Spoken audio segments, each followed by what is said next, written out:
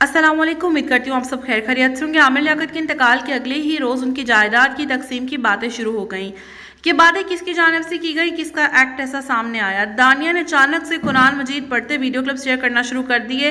हुकूमत से अपील करना शुरू कर दी कि आखिरी बार उन्हें आमिर लियाकत का चेहरा देखने दिया जाए। दानिया जो कि ये कहती थी कि उन्हें कुरान मजीद पढ़ना नहीं आता, उन्होंने आमिर लियाकत से इसलिए भी शादी की थी कि वो उन्हें दीनी तालीमात सिखाएंगे, उन्हें कुरान मजीद पढ़ना सिखाएंगे। आज दानिया कुरान मजीद सामने रखी, तेज़ी से उंगलियां फेरी जा रही थी और अभी उनका शूट मुकम्मल नहीं हुआ था कि उनकी वालिदा भी आके बैठ गई। अल्लाह माफ़ करे, इस सब का क्या मकसद था ये तो वही बेहतर जानती है, मगर इसे किसी ने भी पसंद ना किया। ये दानिया वही हैं जिन्हें लोगों ने फौरी से ही कहना शुरू कर दिया कि आपकी वजह से आज आमिर लियाकत कब्र में उतरा है। अगर आपने उनके साथ ये सब ना किया होता, उन्हें सुकून से जीने दिया होता, कम से कम खुला ले लेनी थी। उसके साथ इतनी बुरा रवैया और इतना बुरा सलूक करने की क्या ज़रूरत थी, जो कभी भी अल्लाह माफ़ करे कोई सोच भी नहीं सकता कि कोई बीवी इतना भी गिर सकती है। बाकी हर किसी के अमाल अपने साथ है, मगर अफसोस की बात यह है कि आज तमाम तर अदाकार ये बात कर रहे हैं कि सबको सड़कों पर निकलना चाहिए, दानिया को सज़ा दिलवानी चाहिए, दानिया को फांसी होनी चाहिए, दानिया को गिरफ्तार करना चाहिए ताकि एक मिसाल बने। तो अब ऐसी मिसाल बनाकर क्या करना है? जिस इंसान को ये सबूत, ये गवाही, ये साथ चाहिए था, जिसने अपने आप को बिल्कुल नज़रबंद कर लिया था, मोबाइल नंबर चेंज कर लिया था, लोगों से मिलना जुलना छोड़ दिया था, सिर्फ इसलिए क्योंकि वो बात बर्दाश्त नहीं कर पाया कि उसकी वरना वीडियो सोशल मीडिया पर वायरल की गई। और इतना ही नहीं, उन्होंने FIA के साथ और तमाम तरह ऐसी लीगल टीम्स के साथ कांटेक्ट करने की कोशिश की कि कम से कम उसको गिरफ्तार ना करो, लेकिन ये वीडियोस तो रिमूव करवा दो, इन वीडियोस को तो ख़त्म करा दो। लेकिन अफसोस ऐसा ना हुआ, बल्कि सोशल मीडिया पर उनको और वायरल किया गया। एक के बाद दूसरे ने शेयर कर उसको पूरे सोशल मीडिया पर फैला दिया। ना सिर्फ पाकिस्तान बल्कि दुनिया भर में आमिर लियाकत की उन वीडियोस को नशर किया गया, लोगों ने एंजॉय किया और कमेंट्री की, और यही बातें अंदर ही अंदर आमिर लियाकत को खाती चली गईं। इस वीडियो में बात करेंगे आमिर लियाकत की वसीयत के हवाले से कि आखिर उन्होंने अपनी जायदाद किसके नाम लिखी, क्योंकि आमिर लियाकत की तीनों बीवियों के बारे में तो सब जानते हैं। उनके वकील ने भी सारी हकीकत खोल के रख दी, क्योंकि आमिर लियाकत जैसे कि अपने मरने से कुछ अर्सा पहले ही ये वसीयत चीपा साहब को कर चुके थे कि वो उनको गुस्ल देंगे और इसके अलावा कफन पहनाएंगे। बिल्कुल ऐसे ही वो अपनी वसीयत के बारे में भी बता चुके थे कि उनकी जायदाद किसको जाएगी, उसकी भी वसीयत कर चुके थे। आमिर लियाकत की ज़िंदगी का सबसे बड़ा गम था तूबा का उनको छोड़ के जाना, जो कि उनके बहुत ही करीबी दोस्त हैं। बताया, उनका कहना यह था कि तूबा और आमिर लियाकत दोनों ही एक दूसरे का बहुत ख्याल करते थे और इनकी जोड़ी बहुत अच्छी थी। आमिर लियाकत अपने बच्चों को, ख़ास तौर पर अपनी बेटी को बहुत ज़्यादा याद करता था, मगर जब तूबा से उनकी शादी हुई तो उनकी डाइवोर्स होगी बुशरा इकबाल के साथ। आपको बताते चले कि आमिर लियाकत ने अपनी तीनों शादियाँ ही बड़ी धूमधाम से की। अगर ये कहा जाए कि उन्होंने तूबा से नहीं की तो ये बात गलत होगी। आमिर लियाकत ने तूबा के साथ ग्रैंड फंक्शन में शादी की, जैसे कि उनकी पहली शादी हो। तूबा भी उसी तरीके से दुल्हन बनी, निकाह की दुल्हन बनी आई, और उसने ब्रांडेड अपनी पसंद के डिज़ाइनर के जोड़े भी पहने और अच्छे सैलून से तैयार भी हुई, प्रॉपर फोटोशूट भी हुआ, और तमाम तर उनके सियासी एहलकारों ने भी इनकी शादी में शिरकत की। तूबा से वो बहुत ज़्यादा अटैच थे, इसीलिए तूबा के छोड़ के जाने के बावजूद वो इस बात को तस्लीम नहीं कर पा रहे थे। उनके दोस्त ने यह भी बताया कि तूबा भी आमिर लियाकत के साथ काफ़ी अटैच थी, उनको बहुत अच्छे से हैंडल करती थी। आमिर लियाकत तूबा को किसी रानी की तरह ही ट्रीट करते थे, सारा दिन उसके लिए घर बैठे रहते थे, उसकी ख्वाहिशात पूरी करते थे। बहुत कुछ उनके दोस्त ने उनके बारे में बताया कि वो तूबा को छोड़ के जाने के बाद एक दफ़ा गली में खड़े होकर मेरे गले लगकर ऊंची रोए थे कि उसको छोड़ के नहीं जाना चाहिए था, मैं नहीं चाहता था। इसलिए आमिर लियाकत कभी भी उसे खुला देने के लिए तैयार ना थे। लेकिन तूबा चली गई और उसके बाद दानिया इनकी ज़िंदगी में आई और वो ऐसी बर्बादी लेकर आई कि आमिर लियाकत को ही साथ ले गई।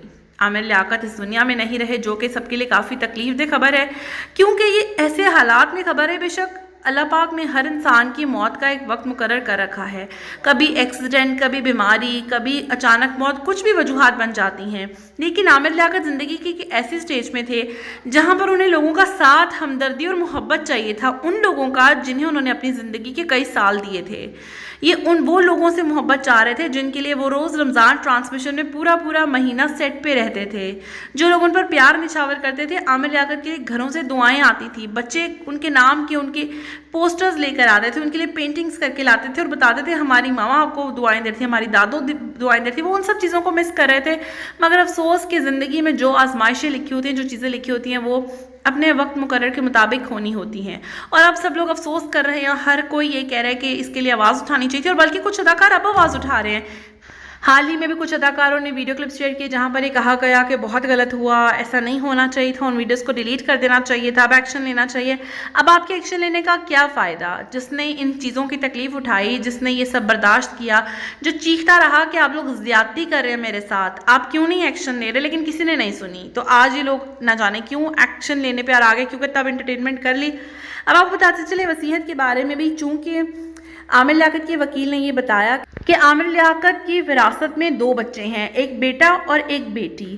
اس کے بعد اگر ان کی بیویوں کی بات کی جائے تو پہلی بیوی بشرا اقبال ان سے ڈائیورس لے چکی ہے، دوسری بیوی جو کہ طوبہ ہیں وہ بھی خلا کے لیے اپلائی کر کے خلا لے چکی ہیں۔ اب بات آئی تیسری بیوی دانیہ کی، جو کہ ان کا کیس درمیان میں لٹک رہا ہے کیونکہ دانیہ کافی زیادہ ایکٹیو ہو چکی ہیں، جو خلا لینے کے لیے تیار بیٹھی تھی، جنہوں نے اتنا کچھ ان کے ساتھ کر لیا، کبھی معافی نہیں مانگی تھی۔ وکیل صاحب نے ویسے تو اس بات کو کلیئر کر دیا ہے کہ کیونکہ وہ خلا کے لیے اپلائی کر چکی تھی، ان کی طرف سے خلا ہو گیا ہوا تھا، وہ اس چیز کو نہیں کنسیڈر کرتی، وہ واپس نہیں آنا چاہتی تھی۔ اور اس سے بھی بری اور گھٹیا بات یہ کہ وہ اب تک عامر لیاقت کے ساتھ تمام تر کالز کو ریکارڈ کر رہی تھی، اور انہوں نے ابھی پرانی آڈیو ان کی والدہ نے ایک لیک کر دی۔ اس آڈیو میں یہ بات چل رہی تھی کہ میں دانیہ کو لینے آؤں گا، سب سے معافی مانگوں گا۔ کوئی اس عورت سے یہ سوال کرے کہ ویڈیو آپ کی بیٹی نے لیک کی تھی تو کیا وہ اس موقع پر معافی مانگنے کی بات کریں گے؟ لیکن افسوس کہ وہ لوگ ابھی بھی ان تمام چیزوں سے باز نہیں آ رہے، کیوں کہ انہیں یہ خوف تھا کہ کہیں پولیس انہیں اریسٹ نہ کر لے۔ تمام تر سوشل میڈیا بہت اچھے سے واقف تھا کہ ان سب چیزوں کے لیے دانیہ ذمہ دار ہے، کیونکہ دانیہ نے اتنی گندی حرکت کی کہ اس کا کوئی سپورٹ کرنے والا یا اس حرکت کا کوئی جواز بنتا ہی نہیں تھا، اس لیے اس کے والدین کو یہ ڈر لگا، اور اس کی والدہ خود ہی انٹرویو دینے لگ گئیں کہ عامر لیاقت کی موت جنریٹر سے ہوئی۔ کیا یہ عورت وہاں پر موجود تھی؟ انہیں کیسے پتا موت جنریٹر سے ہوئی یا کس چیز سے ہوئی؟ مگر ان چیزوں کی گہرائیوں میں جانے کا کوئی مقصد نہیں، بات وہی ہوگی کہ عامر لیاقت کی جان لی سوشل میڈیا نے، انہیں اتنا ٹرول کیا گیا، اتنا ٹرول کیا گیا۔ ہماری عوام کے لیے بھی یہاں پر سبق سیکھنا بہت ضروری ہے کہ فوراً کسی کی پکچر دیکھ کر اسے کرٹیسائز کرنا، اس کو لان تان کرنا، اس کو برا بھلا کہنا چھوڑ دیں۔ جو جس حال میں ہے، جیسے زندگی گزار رہا ہے اس کو گزارنے دیں۔ ہر انسان اپنے عمل کے لیے اللہ پاک کو جواب دہ ہے۔ ہم دنیا میں ہی کیوں سب کے جج بن جاتے ہیں اور انہیں فیصلہ سنانے لگ جاتے ہیں، اچھائی اور برائی کا، جنت اور دوزخ کا؟ ہم خود ہی کسی کی بھی چیز دیکھ کر خود ہی ڈیسائیڈ کر لیتے ہیں اس سے جنت میں جانا ہے، یہ جنتی ہے، دوزخی ہے۔ تو اس چیز میں ہمارے معاشرے کو، ہمیں بذات خود اپنے آپ کو بھی سنوارنے کی بہت زیادہ ضرورت ہے۔ اللہ پاک سے دعا ہے اللہ پاک عامر لیاقت کو جنت الفردوس میں اعلیٰ مقام عطا فرمائے، ان کی بخشش فرمائے۔ آپ ان کے وکیل کا انٹرویو بھی سناتے ہیں۔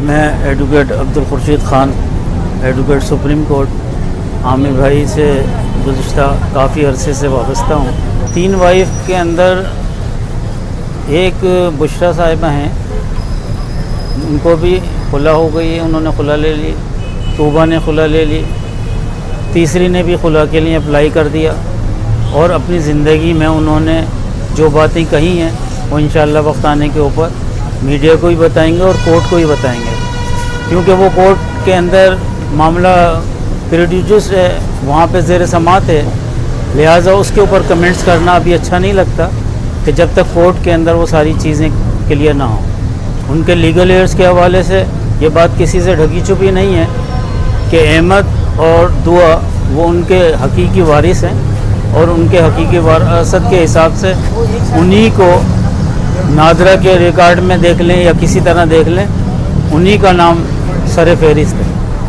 ان کی شخصیت کسی سے ڈھکی چھپی نہیں ہے، وہ ایک انٹرنیشنل اسکالر تھے، ان کی پہچان اسلامی حوالے سے، دینی حوالے سے، معاشرتی حوالے سے، نمودہ فاؤنڈیشن کے حوالے سے کسی سے ڈھکی چھپی نہیں ہے۔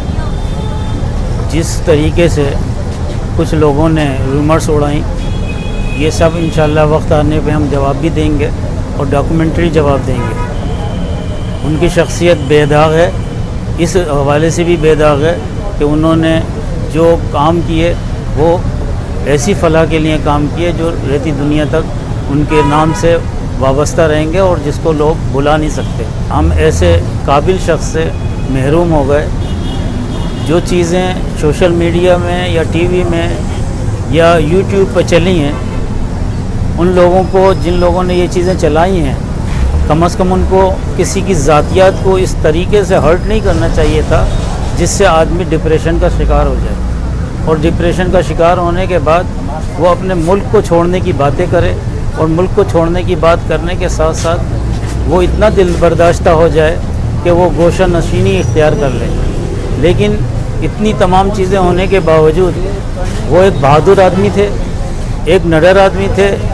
ان کی مخلصی اور ان کی نڈری اور ثابت قدمی یہ بات تھی کہ وہ آج بھی لوگوں کے دلوں میں زندہ ہیں اور اسی طرح انشاءاللہ زندہ رہیں گے.